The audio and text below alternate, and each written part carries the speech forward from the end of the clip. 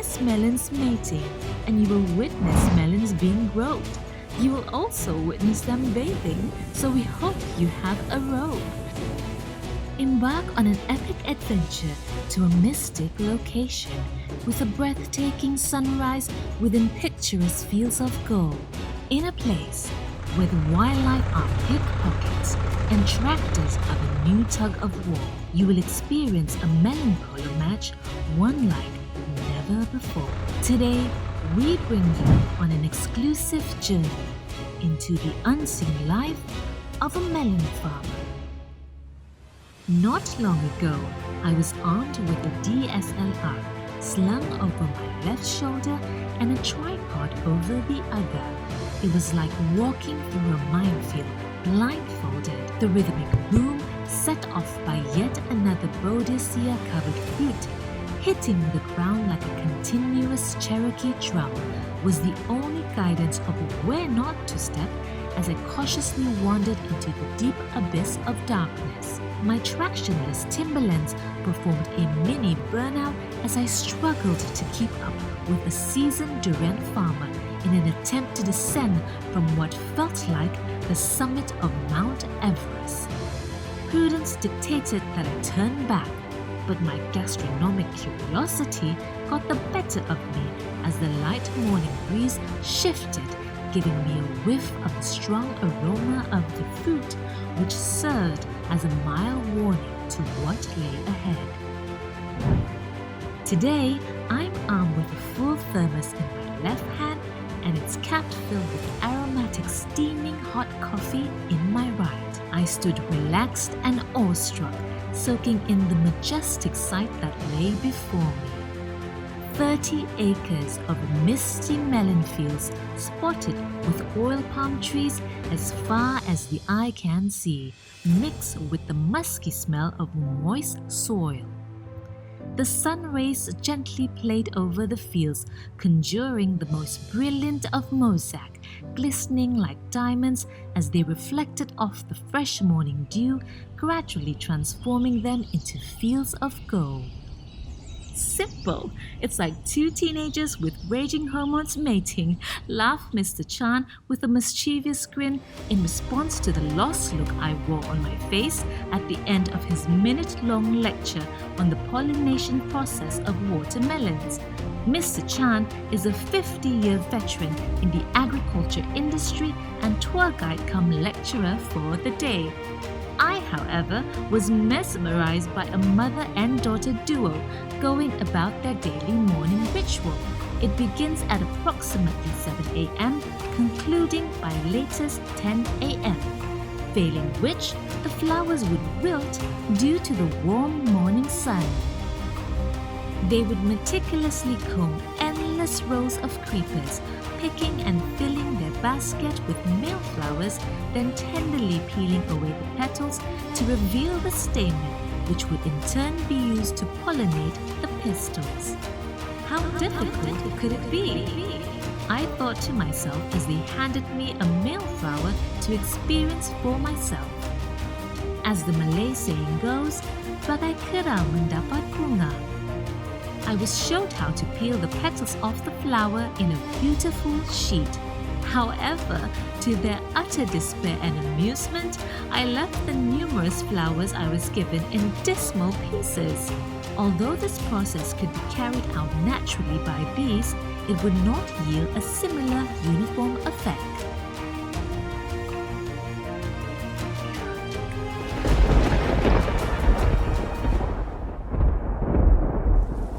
Having spent the morning drowned in a vast ocean of melons, I failed to notice the tumultuous storm clouds rolled in from the coast, quickly developing into an overcast.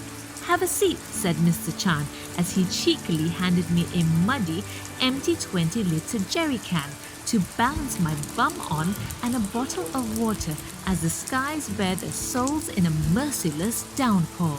It will be a couple of hours because even when it stops raining, they can't apply any chemicals. If they do, it would run off and it would be as good as applying water, he patiently explained between puffs with a cigarette hanging loosely between his lips against the pitter-patter sound of water droplets that formed in the uneven ground which looked like the surface of the moon.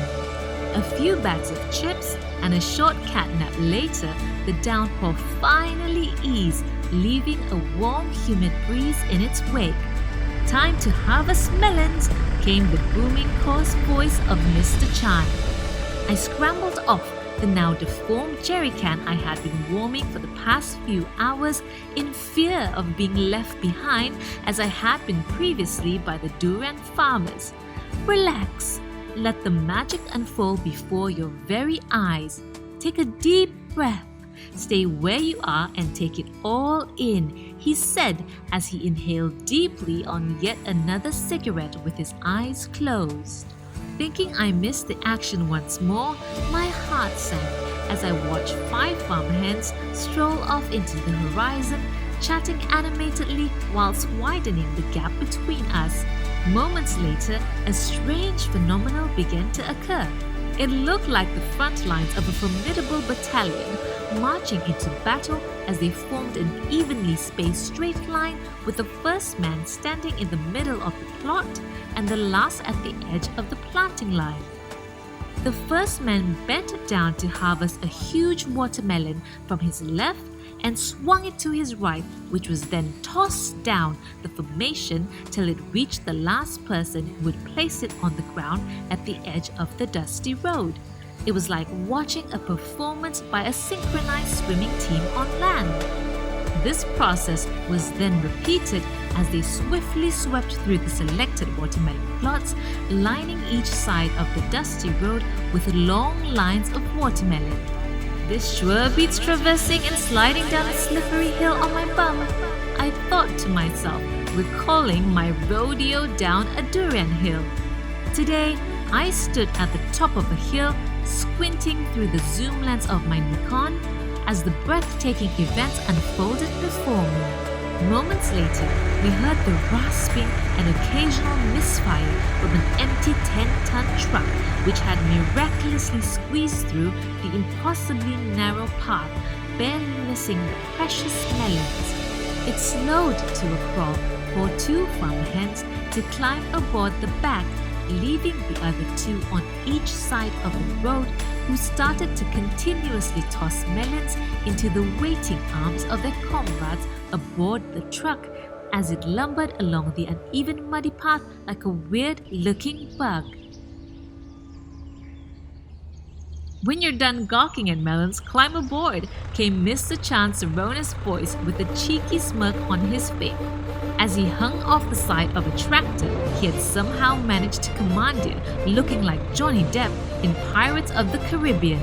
Clueless as to what I was getting myself into, I climbed aboard what looked like an overladen death trap on wheels and clung on for dear life. I struggled to stay on the tractor as the vibrations constantly attempted to rattle me off the mudguard, which I had temporarily turned into my makeshift seat.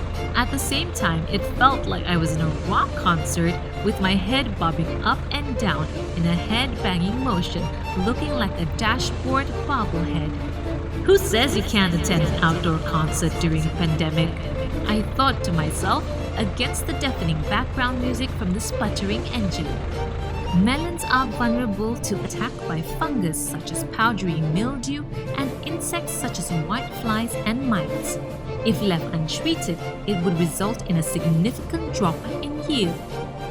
However, these can be easily avoided with the proper application of an arsenal of fertilizers and chemicals. As I dismounted and found shelter under a tree upwind, 3 farmhands armed with high-pressured spray guns attached to tanks of chemicals towed by the tractor walked alongside conscientiously, spraying every inch of their assigned plot, protecting the melons. On our return journey, to our absolute amusement, but to the immense horror of the farmhands, we had a brief encounter with a pickpocket who was oblivious to our presence, too preoccupied enjoying the juicy watermelon it had nicked and opened. "Have I told you lately? I will tell you," came Chan's gleeful song as we passed the 10-ton truck, filled with watermelons and currently stuck in a sticky and gooey mud whilst helplessly sinking. It happens pretty often, said Sham, a seasoned truck driver who has been ploughing the roads of Peninsular Malaysia for 5 years, day and night, rain or shine. Sleepy motorists, tigers, elephants, I've seen them all. The scariest are the elephants, especially on the Greek highway.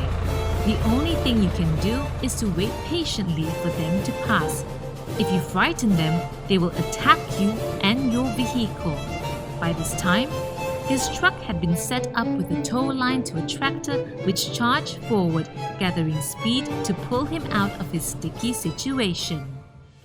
Look, look, look! It's a magnificent pass! Nice and high! He fires it and into the cage. Inspirational goal!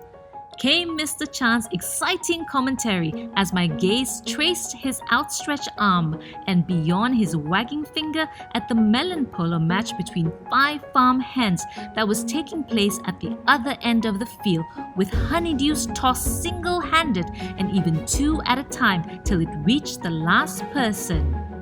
He would then stack them in neat piles as the team swept through the planting field. The harvested fruits would be collected by a tractor and loaded onto the 10-ton truck on top of the watermelons to prevent them from being bruised. As the sun began to dip, casting long shadows over the harvested melon fields, came the late arrival of a watermelon middleman in a minivan. Under his watchful eyes, the watermelons were placed carefully into a crate, rested upon a weighing scale prior to being loaded into the back of the minivan, lined with a well-seasoned tarpaulin to cushion the fruits on their bouncy journey ahead. Having embarked on this once-in-a-lifetime journey, participated in the tranquil reproduction of melons, and even attending a fun-filled melon-polo match, we have come to conclude not only is happiness discovered in tranquility and occupation, it comes from within.